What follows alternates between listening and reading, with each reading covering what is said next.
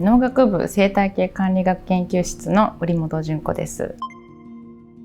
かく乱の森林に対する影響を調べています。気候変動で強大な台風が来るようになったり、あと大雨が降るようになったり、森林がそれに対してどう応答しているのかということを明らかにするということは、これからの対策を考えていく上でとても大事な課題だと思っています。2004年に、台風18号が北海道に上陸したんですけれど、その時に非常に壊滅的な森林の被害が生じました。その現場を見たのがやっぱりきっかけですね。倒れた後の回復なんですけれども、小さな、植物体だとか、倒木も役に立つんですけれど、私たちは生物学的遺産って呼んでいるんですけれど、バイオロジカルレガシー。それがたくさん残されているほど森の回復は早そうだということが分かってきました。あまりにも大きな木が倒木が横たわっているとやっぱり入りにくいので、鹿が食べにくい。その倒木自体が腐って茎が生えて、で種が落ちてきた時にそこから新しい世代がまた生まれると。昔倒れたところ、記録あるところに行くんですけれど、その後どんな手を加えたかっていうことが記録に残っています。で、そこにもう一度行って、その記録を頼りに行って、ある一定区間の中にどんなサイズの木がどれだけあるのかっていうのを一つ一つ調べていくっていうのが一番よくやる方法です。それと同時に環境も調べます。で、そうすることで、どんな環境でどんな森林が育っていくのかということが分かります。やっぱり豪雨災害も増えてますよね。そういったやっぱり大きなかく乱が、増えているように感じます。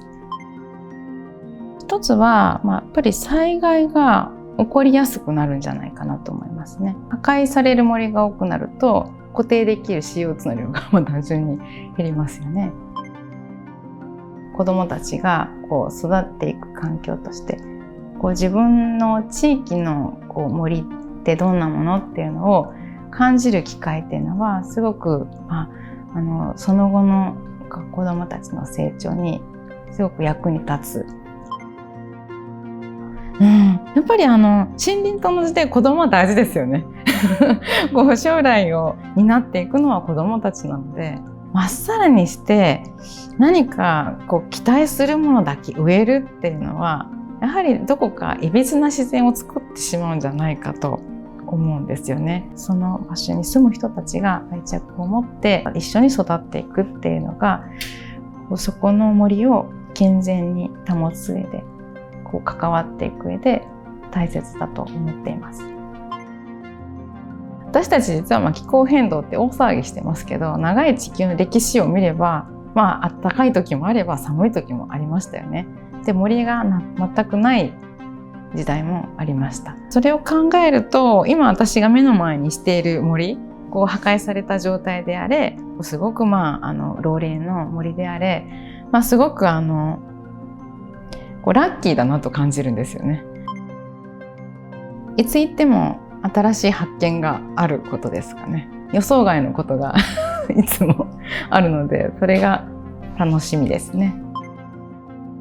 生物学的遺産をできるだけ生かした